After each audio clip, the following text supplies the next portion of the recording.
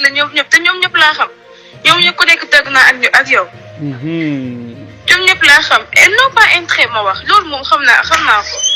voilà ils n'ont pas intérêt ñoom ñëpp tey mu xoolal attends dinaa photo benn liste ci ñi nga xamante ne jot naa leen gis. mu ngi noonu. su ma la ko waxee sax je vais pas me croire. ñii di ay doomu aadama moo tax ils n'ont pas intérêt parce que dañoo foog ne benn une petite gamine lañ nekkal boo xamante ne xamul dara dof la et tout ça te xamuñu lépp lu ñuy def xam naa ko dama leen bàyyi ci biir rek. mu ngi noonu nag léegi nag bàyyi ci biir boobu nag te xam ne ñoom ay fen la léegi nag par force nag mu neex mu naqare dafa jot ci taabal nga ne leen yaa ngi may dégg. terrain bi soxlawuma ko dama bëgg ngeen jox ma tabax pour sama famille. Attends, moi, ces gens-là, ay nitu lan lañ. Moi, y a Farba Ngom, je xawma ko. Y a Mor Ngom. Mor Ngom xam naa ko Farba Ngom xam naa leen.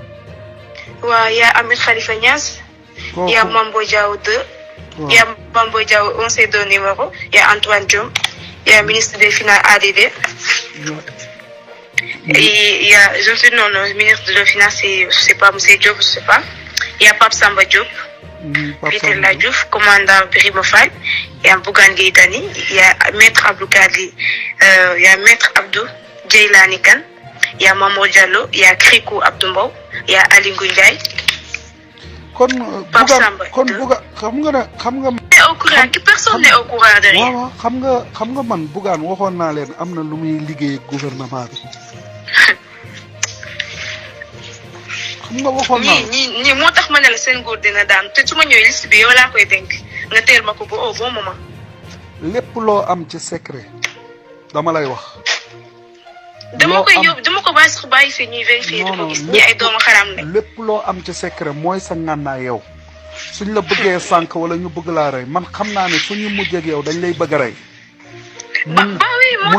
mun nañ laa pikir boo xam ne di nga dem 3 mois 2 mois nga jaaree fa faatu mun nañ la def leneen ak leneen te man dama am intérêt pour sàmm la parce que amoo benn mbokk tey man maa fi sa mbokk parce que sa papa xamul àddina bi amul doole xamul àddina bi lu muy riir. nu muy doxee sa yaay génn na àddina sa frère ci man la nekk ndax man la yaakaar àddina ak àllaaxira te xamuñ àddina nu muy doxee. kon kenn nga am ku jàmbaarte koo xam ne mun na laa garder mun na laa jàppale mooy man dafa am ñuy ñëw ma bàyyi la kon après ñu oo tontu waat. non ñii duñ sax ay nit. gis nga Bougane mu ngi liggéey ak ñoom ci suuf gis nga loolu. ah bah oui.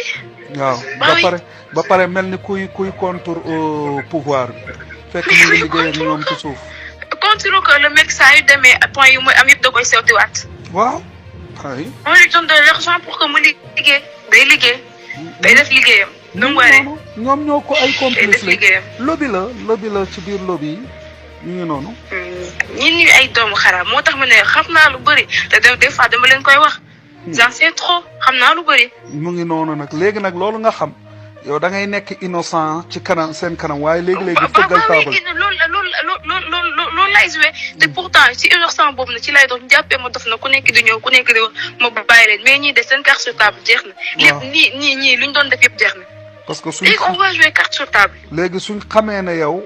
yeewu nga rek amatul neexal amatul ay neexal nekk fi di yaru wala di wane ne dama yaru wala innocent alors que loolu yëpp gëwuma si dara benn doomam. dañuy jël nit ñi. am la bi dox comme ñoom ñëpp ñun ñëpp a yem. ma ne la ay affaire yaru fii nekk nag mel ni ko xamul dara alors que dem naa ba dëkk yooyu laay bàyyi dootuma ko defati kenn.